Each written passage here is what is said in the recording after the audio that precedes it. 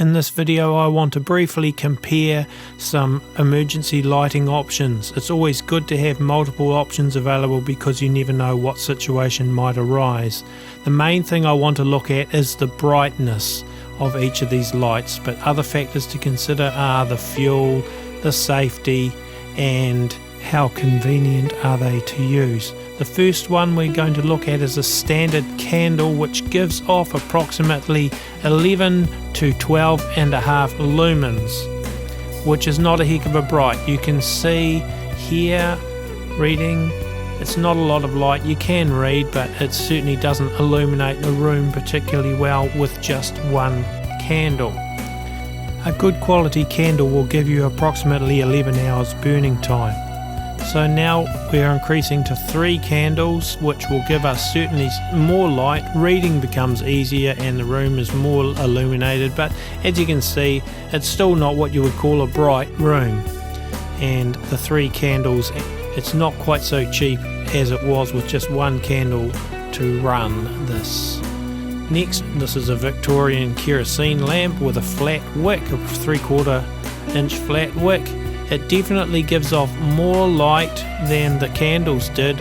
It's closer to 50 lumens, I believe, so you can read more easily, but the room is still relatively dark. And of course you need to consider the cost of kerosene. This kerosene lantern is slightly more efficient, gives off a wee bit more light, still not super bright, not like you would have with a bulb, even a 60-watt bulb or a 100-watt bulb. Remember, a 100-watt bulb will give you 1600 lumens worth of light. The soft glow of candles and kerosene lamps may be very nice, but look at the difference when you're considering how much light they give off. Now we're going to look at a small torch, an emergency torch. It has a built-in radio and it can charge a cell phone apparently as well. It has a small solar panel on the top, so you can charge it using the sun, or you can also charge it alternatively using the wind-up crank handle. So it doesn't cost you anything to run it. But look how much light it gives off.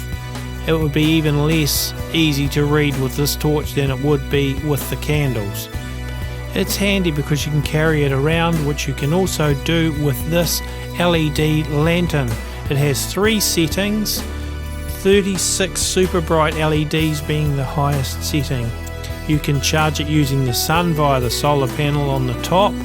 It also has the capacity to charge a cell phone, and it comes with this built-in little hook, which means as well as carrying it, you can also hang it up. There we see the crank handle, so you have free power again in a sense. But here is how much light it gives off. It is certainly much brighter than any of the lights we've had so far, and it gives off approximately 180 lumens, and reading would be okay with this.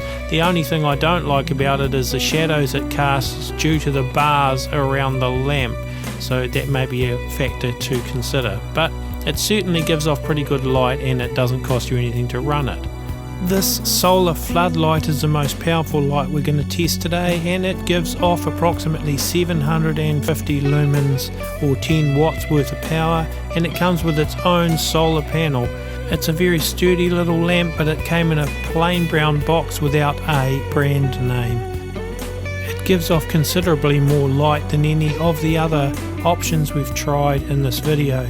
I should mention that the previous lantern comes under the name of Whetstone, I think, brand in some places, and other various brands, but it's the same lamp. You can see that you can read with this quite comfortably, though at close quarters it's bright and it's fairly directional, which is not necessarily fantastic, but you can see at a distance it will light the room fairly well.